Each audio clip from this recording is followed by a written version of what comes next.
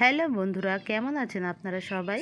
আশা করছি যে যেখানেই আছেন সুস্থ আছেন, ভালো আছেন। প্রতিটা দিনের মতো আজকেও আপনাদেরকে ওয়েলকাম জানাচ্ছি ভিলেজ কুকিং উইথ ব্লগিং চ্যানেলে আরও একটি নতুন রেসিপি দেখার জন্য।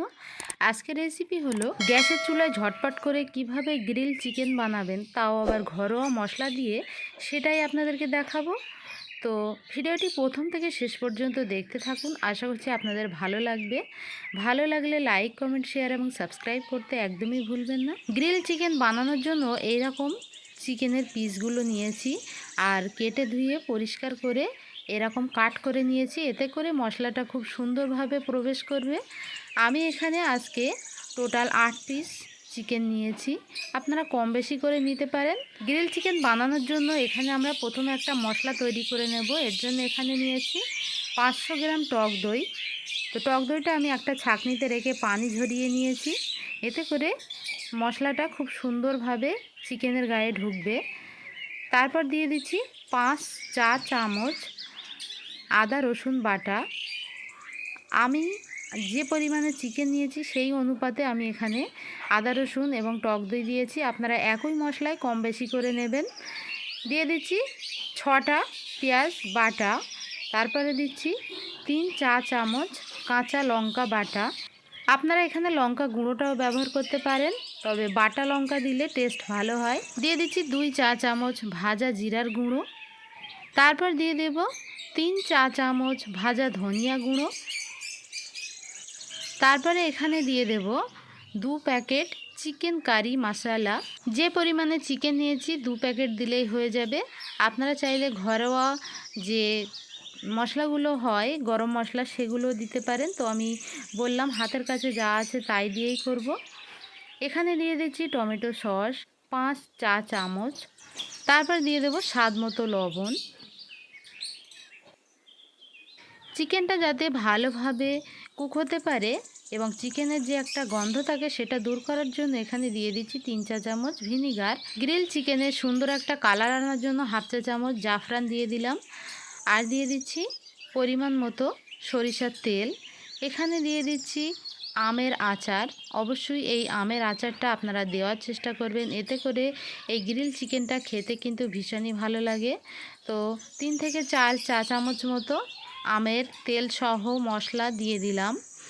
আর খুব ভালো করে এই মশলাটা আমরা হাত দিয়ে প্রথমে এইভাবে মাখিয়ে নিচ্ছি। যখন মশলাটা খুব ভালো করে হাত দিয়ে মাখানো হয়ে যাবে, তখন আমরা এর মধ্যে সেই কেটে ধুয়ে পরিষ্কার করে পানি ঝরিয়ে রাখা চিকেনের টুকরোগুলো দিয়ে দেব। আর খুব ভালো করে চিকেনের গায়ে এই মশলাটা ঘষে ঘষে মাখিয়ে নিতে হবে। তো দেখুন আমি কিভাবে চিকেনের মধ্যে এই মশলাটা মাখিয়ে নিচ্ছি।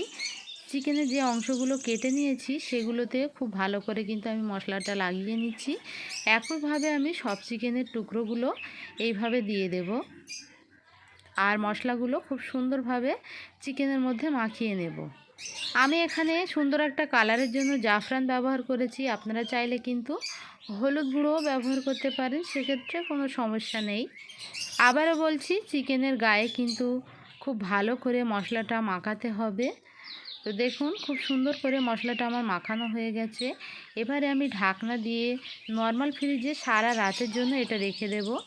আপনাদের হাতে যদি সময় না থাকে 2 থেকে 3 ঘন্টা রাখলেও হবে, ওভারনাইট রাখলে এটা খুব সুন্দর হয়। তো ফিরে এলাম পরদিন।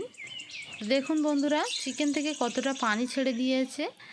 আর আমরা এই চিকেনের গায়ে যে এক্সট্রা মশলাগুলো লেগে আছে সেগুলো হাত দিয়ে একটু এইভাবে সরিয়ে নেব, নইলে চিকেনটা যখন আমরা গ্রিল করব অথবা কড়াইতে দিয়ে রান্না করব তখন মশলাটা আগে আগে পুড়ে যাবে আর চিকেনের একটা সুন্দর যে ফ্লেভার এবং কালার সেটা কিন্তু আসবে না। তাই অবশ্যই মশলাটা গা থেকে নামিয়ে নেবেন। তো ঢাকনা দিয়ে আমি 1 পিঠ 5 মিনিট মতো অপেক্ষা করেছি। আর 5 মিনিট পর দেখুন 1 পিঠটা আমার কিন্তু খুব ভালো করে কুক হয়ে গেছে। আর এক্ষেত্রে একদম অল্প করে তেল দিতে হবে, নামমাত্র তেল, বেশি তেল দেওয়ার দরকার নেই। আর এইভাবে কিন্তু ব্রাশ দিয়ে যে এক্সট্রা তেলটা থাকবে কড়াইতে সেটা এইভাবে দিতে হবে, তাহলে চিকেনটা খুব জুসি হবে আর খেতে ভালো লাগবে। অবশ্যই কিন্তু চুলার জাল একেবারে কমিয়ে রাখবেন, নইলে কিন্তু ভিতরটা কাঁচা থেকে যাবে, উপরটা তাড়াতাড়ি রান্না হয়ে যাবে, সেক্ষেত্রে একদমই ভালো লাগবে না। তো হয়ে গেছে, আমি একে একে সবগুলো চিকেন একইভাবে গ্রিল করে নিচ্ছি। তো দেখুন বন্ধুরা, যে গ্রিল চিকেনগুলো দেখতে কতটা সুন্দর হয়েছে আর খেতে কিন্তু ভীষণই মজার হয়েছিল।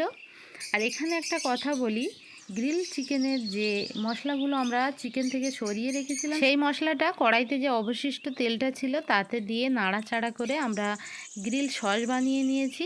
সেটা কিন্তু আপনাদেরকে আমি আর দেখাতে পারলাম না, তাহলে ভিডিওটা অনেক বড় হয়ে যেত। আজকে আমি এই গ্রিল চিকেনটা grill sauce, mayonnaise, salad, ring slice onion এবং লাচ্চা পরোটার সঙ্গে সার্ভ করেছি। আপনারা যে কোনোভাবেই সার্ভ করতে পারেন, অথবা শুধু এই গ্রিল সস এবং মেয়োনিজ দিয়েও কিন্তু এই গ্রিল চিকেনটা খেতে পারেন। খেতে কিন্তু ভীষণ ভীষণ মজার হয়েছিল। অবশ্যই আপনারা এইভাবেই বাড়িতে বানাবেন, আর কেমন হয়েছিল খেতে আমাকে জানাতে একদমই ভুলবেন না। আমার আজকের রেসিপি যদি ভালো লাগে একটা লাইক দেওয়ার অনুরোধ রইল। ভিডিওটি বেশি বেশি করে বন্ধু বান্ধবদের মাঝে শেয়ার করবেন। এরকম আরও নিত্য নতুন সহজ সহজ রেসিপি পেতে ভিলেজ কুকিং উইথ ব্লগিং চ্যানেলটা সাবস্ক্রাইব করে নিয়মিত পাশে থাকবেন। আজকের মতো এখানেই বিদায় নিচ্ছি, দেখা হচ্ছে পরবর্তী নতুন কোনো রেসিপির সঙ্গে। সবাই খুব ভালো থাকবেন। এতক্ষণ ভিলেজ কুকিং উইথ ব্লগিং চ্যানেলের সঙ্গে থাকার জন্য সবাইকে অসংখ্য ধন্যবাদ।